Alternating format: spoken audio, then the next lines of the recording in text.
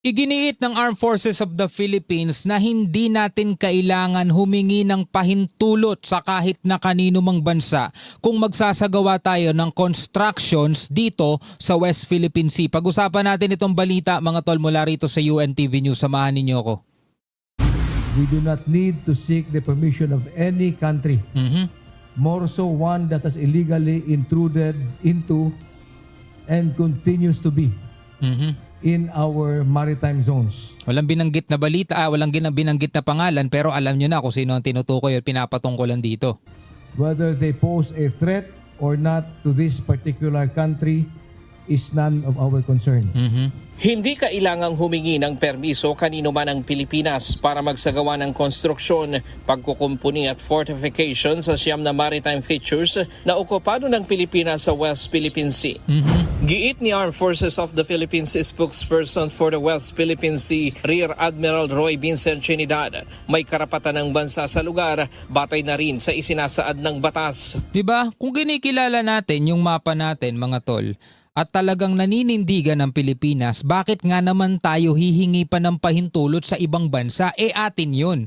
Pero ito ang masakit na parte ng katotohanan. Some area mga tol, o hindi ko alam kung some area o baka buong area na 'di ba? Talagang harap-harapang inaagaw sa atin. Like for example, nung yung naglakbay yung atin ito coalition sa West Philippine Sea, 'di ba? Trinay nilang magpalipad ng drone. Airspace yun hindi dagat.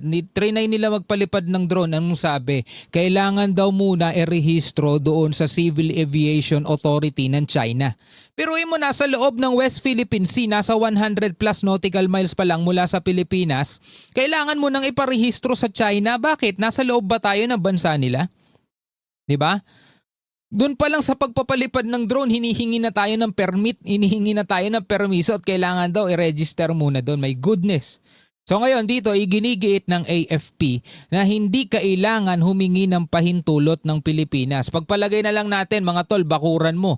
'Di ba? Magpapa-construction ka diyan, meron kang ipapagawa. Kailangan mo bang magpaalam sa kapitbahay mo? Oy mare, oy pare, magpapagawa ako ng ano sa bakuran ko ng kung ano man yung ipapatayo mo diyan. Hihingi ka ba ng paalam sa kapitbahay mo? 'Di ba? The Philippines has absolute sovereignty and complete jurisdiction over our 9 features on the West Philippine Sea. Ayon yan sa batas. Any repair, construction, enhancement, or development that we do on these features are all within our legal rights. Ayon sa batas yan at karapatan ng Pilipinas yan. Pero yun nga lang, hindi ko lang alam kung meron tayong budget para dyan. Kasi tingnan nyo mga tol matagal ng usap-usapan at napagkasunduan sa Senado, napanood din natin yun, na uukol sila ng pondo para gumawa ng temporary o permanent shelter dito sa may Ayungin Shoal kung saan nandoon nakasadsad yung BRP Sierra Madre. Mula nung 1999, nung isinadsad yan doon sa administrasyon pa ni ERAP yun mga tol, magpahanggang ngayon 2026, nakita nyo ba kung ano yung itsura ng barko? Outpost yun ng sandatahan natin mga tol. 'Di ba? Isipin mo yung outpost natin ganun ng itsura. Hindi ba natin mabigyan ng pondo? Meron bang batas na pumipigil doon? Kasi alam ko isa sa pumipigil China mga tol, no? Ano sa tingin ninyo? Tuloy natin 'to. Sa pahayag ni Chinese Defense Minister spokesperson Zhang Bin, sinabi nitong mahigpit na tinututulan ng Beijing ang anumang construction activities ng Pilipinas sa tinatawag nitong Chinese Islands and Rips Alam nyo na kung sino yung tumututol. Alam nyo na kung sino yung pumipigil. sa South China Sea. Kasunod ito ng mga ulat na pinamamadali ng Pilipinas ang infrastructure upgrades sa Pag-asa Island, kabilang ang pagpapalawak ng pantalan at runway. Pero mo construction natin sa sarili nating maritime features tinututulan nila mga tol. Samantalang sila panay-panay ang gawa ng mga artificial island. Nagbabala pa ang China na magsasagawa ito ng necessary measures upang protektahan umano ang territorial sovereignty at maritime rights nito sa lugar. Binigyang diin naman ni Trinidad na legal ang lahat ng development projects ng Pilipinas dahil sakop ito ng soberanya at jurisdiksyon ng bansa.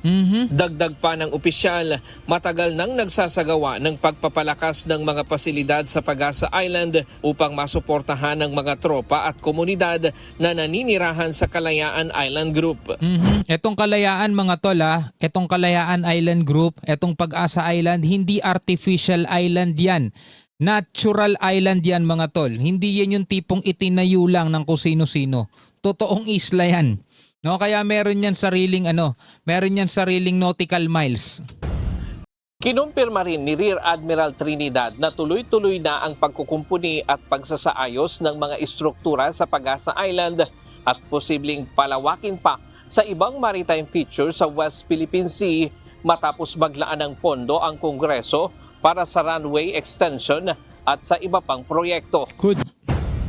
We have been doing improvements, enhancements, development, repair, and fortification to ensure that these islands will be able to support any deployed troops and the local community, Kalayaan community on Pag-asa Island. Ryan Lacanla. Diba? Ngayon mga kapatid, ulitin natin na hindi natin kailangan humingi ng pahintulot sa kahit na sino man. Dapat nating tindigan yan.